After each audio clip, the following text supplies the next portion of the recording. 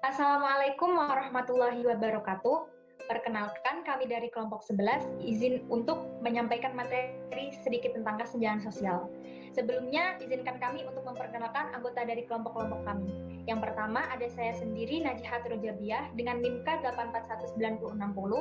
Yang kedua ada Zila Nur Arifah dengan NIM K 8419091. Dan yang terakhir ada Brisa Argantasya dengan NIM K 8419014. Baiklah, sebelum kita memulai untuk membahas materi kali ini, alangkah lebih baiknya kita memulai untuk berdoa sesuai kepercayaan masing-masing. Berdoa dimulai.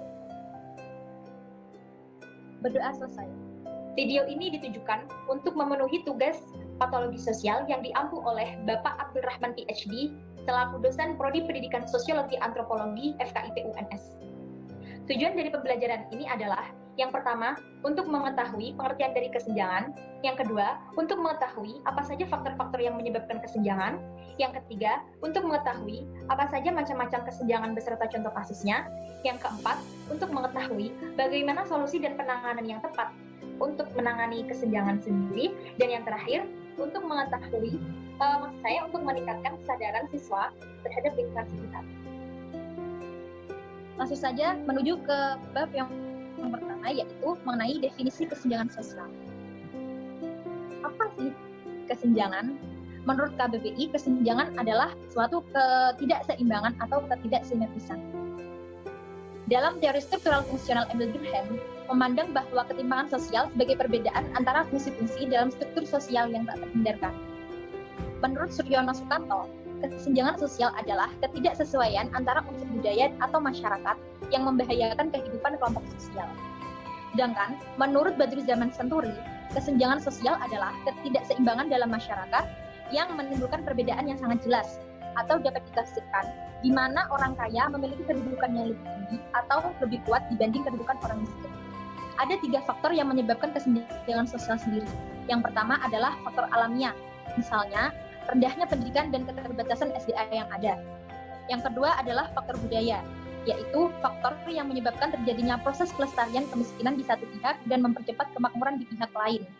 Misalnya saja, jika dalam suatu masyarakat terdapat budaya kemiskinan, jadi mayoritas dalam masyarakat tersebut bersikap pemalas, kurang disiplin, memiliki etos kerja yang buruk, serta apatis. Dan yang terakhir adalah faktor manusia. Misalnya saja, adanya kebijakan ekonomi yang tidak adil, penyaluran bantuan yang tidak merata, korupsi, kolusi, serta tatanan perekonomian dunia yang bias bagi keuntungan kelompok masyarakat tertentu.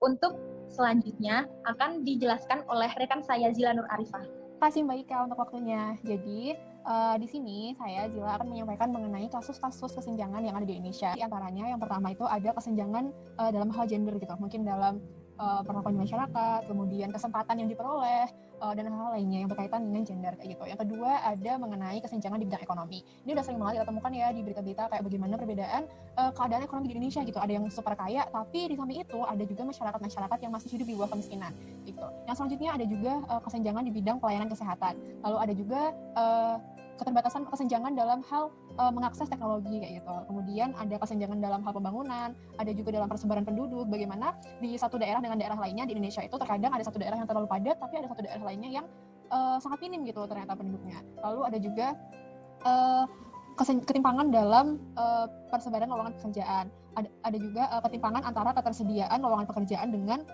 jumlah angkatan kerjanya seperti itu. Lalu yang selanjutnya yang sangat sering kita temukan yaitu kesenjangan di bidang pendidikan. Nah, kali ini kita akan membahas 2 di antara beberapa kesenjangan ini, yaitu kesenjangan di bidang pendidikan dan kesenjangan di bidang ekonomi. Yang pertama kita bahas dulu nih kesenjangan di bidang pendidikan di Indonesia. Sekarang saya pengen nih teman-teman untuk memperhatikan beberapa foto berikut ini.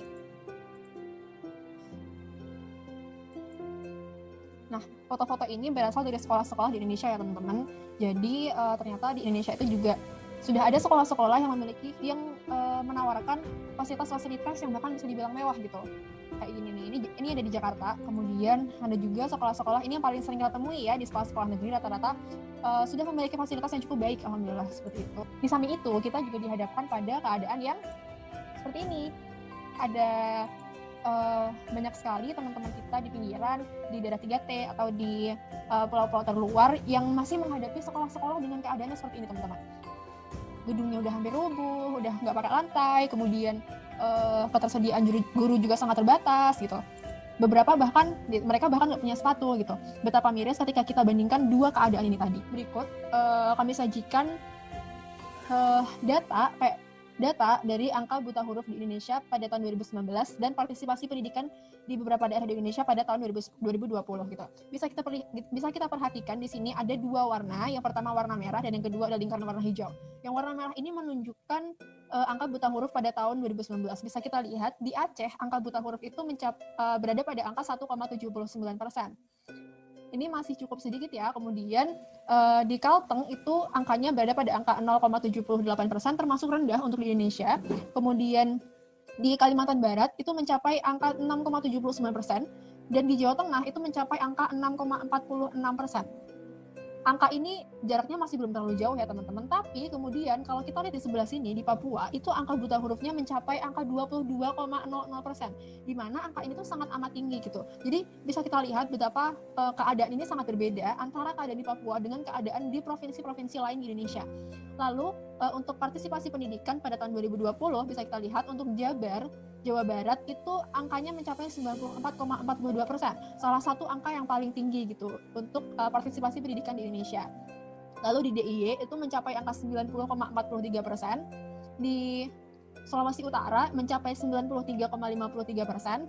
Nah, lagi di Papua angkanya hanya 38,36%, yang mana angka ini adalah yang paling rendah itu di Indonesia. Jadi bisa kita lihat untuk daerah-daerah yang dekat dengan pusat kota atau berada pada daerah-daerah yang pembangunannya sudah lebih baik, itu ternyata pendidikannya jauh lebih tinggi jika dibandingkan dengan keadaan pendidikan di Papua kayak gitu teman-teman. Jadi bisa kita lihat kalau ternyata ketimpangan dalam bidang pendidikan di Indonesia itu masih sangat amat tinggi kayak gitu. Nah, lalu yang selanjutnya akan kita bahas adalah ketimpangan dalam bidang ekonomi. Lagi, saya akan perlihatkan beberapa foto untuk teman-teman perhatikan. Yang pertama, keadaan ini. Lalu ini, apa yang bisa ditangkap? Bisa dilihat bagaimana ada sesuatu yang sangat kontras di sini. Ada gedung-gedung tinggi, gedung-gedung pencakar langit yang banyak, tapi ada juga di samping itu masih ada rumah-rumah pemukiman kumuh yang bersebelahan langsung gitu sama gedung-gedung tinggi ini. Berikut adalah profil kemiskinan di Indonesia pada bulan Maret 2020. Bisa kita lihat teman-teman kalau angkanya pada 2020 itu justru naik daripada pada tahun 2019 ya untuk kemiskinan di Indonesia. Lalu ini juga tentang tingkat pengeluaran di Indonesia pada tahun 2020 gitu. Lalu berikut kami sajikan ini adalah angka ketimpangan ekonomi di Indonesia. Ini data tahun 2017. Tahun 2017 itu angka ketimpangan ekonomi di Indonesia ternyata mencapai peringkat 4 gitu di dunia gitu. Nah, bisa kita lihat bahwa ternyata lebih dari 50% rekening bank di Indonesia itu dikuasai dengan mereka yang memiliki saldo di atas di atas 180 juta kayak gitu teman-teman.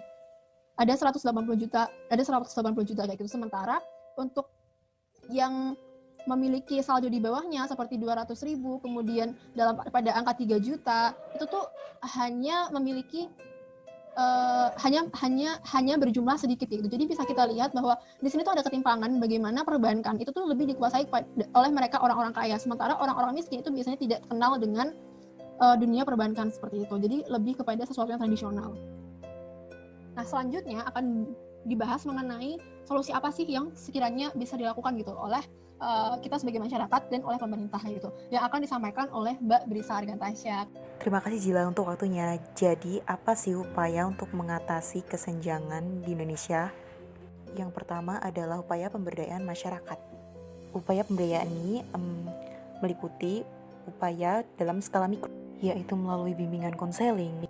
Kemudian ada upaya meso, yaitu melalui pendidikan pelatihan. Yang terakhir ada upaya dalam skala besar atau makro, yaitu melalui perumusan kebijakan. Yang kedua ada penerapan kapabilitas manusia, yaitu mencakup sebuah kebebasan untuk mencapai berbagai pilihan dalam menjalankan fungsi hidup di masyarakat. Juga mencakup proses dan freedom of choice. Kemudian yang ketiga adanya modal-modal sosial. Modal sosial itu mencakup networks, institusi, norma sosial, dan komunitas-komunitas demi mengentas kesenjangan sosial.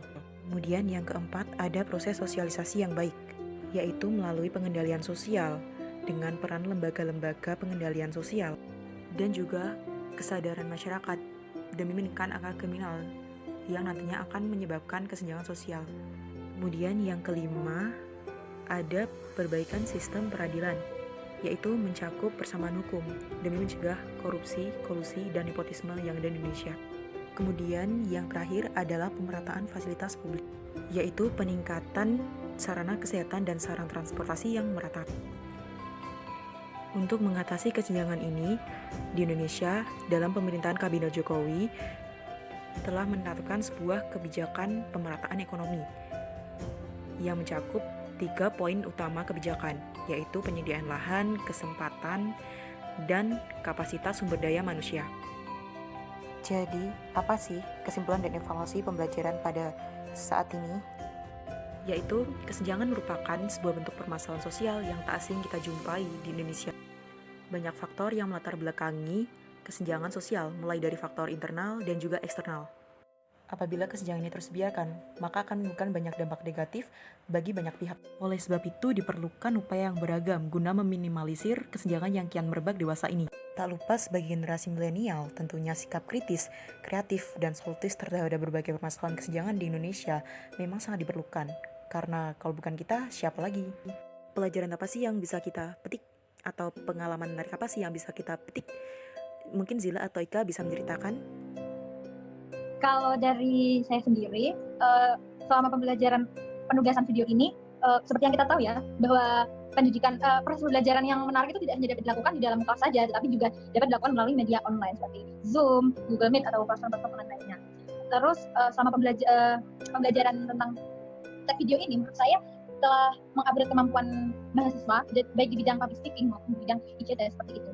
Harapannya, kita sebagai mahasiswa yang akan terjun langsung di masyarakat dapat mengetahui indikator-indikator apa saja yang menyebabkan kesenjangan-kesenjangan yang ada. Lalu kita juga dapat terjun langsung dengan pengalaman-pengalaman dan pengetahuan-pengetahuan yang telah kita dapat, itu kita dapat terjun langsung dalam masyarakat tersebut untuk mengatasi kesenjangan-kesenjangan sosial yang ada seperti itu. Mungkin dari Mbak Zila ada pengalaman menarik lainnya? Kalau dari saya sendiri sih lebih ke ini ya, selama proses kita menggali nih mengenai kesenjangan Indonesia tuh ternyata bisa menemukan gitu, ternyata angka kesenjangan Indonesia tuh masih tinggi itu gitu, baik di bidang ekonomi dan di bidang pendidikan. Apalagi kalau bayangin kalau di bidang pendidikan aja masih separah itu, apalagi di bidang pelayanan kesehatan dan sebagainya. Seperti yang kita tahu, kalau aksesibilitas di daerah-daerah pinggiran itu kan pasti sulit ya. Jadi keberadaan tenaga medis juga sangat amat terbatas gitu. Sementara kesehatan itu juga salah satu hal yang urgent banget nih, apalagi di kondisi kayak sekarang gitu. Jadi ternyata melalui selama proses kita menggali tentang kesenjangan ini, ternyata kita menemukan banyak data-data yang sebelumnya tuh masih belum kita perhatikan dengan baik gitu. Kalau dari aku sih kayak gitu. Kalau dari Mbak Bisa? Kalau dari saya sih kurang lebih sama dengan kalian. Terus kita bisa tahu bagaimana upaya untuk mengentaskan kesenjangan. Kemudian sebagai generasi muda, upaya yang kita lakukan ya kita bisa ikut gabung atau membuat komunitas yang nantinya bisa mengentas kesenjangan yang ada di Indonesia. Jangan yang muluk-muluk dulu lah. Kita entaskan kesenjangan itu ya mulai dari lingkungan sekitar kita. Dengan pelatihan mungkin atau pemberdayaan ibu-ibu yang profesinya ibu-ibu rumah tangga. Seperti itu. Mungkin kita bisa mengentaskan kesenjangan dengan hal-hal kecil seperti itu sih. Zila dan juga Ika. Sekian yang dapat kami sampaikan. Apabila ada kekurangan, kami mohon maaf. Dan kami turut berterima kasih kepada Bapak Abdul Rahman PhD sebagai pengampu mata kuliah patologi sosial. Dan kami ucapkan terima kasih juga kepada Zila dan juga Ika demi proses kelancaran pembuatan video ini. Semoga video ini dapat bermanfaat bagi peningkatan kemampuan di bidang patologi sosial dan juga kesenjangan yang ada di Indonesia. Terima kasih.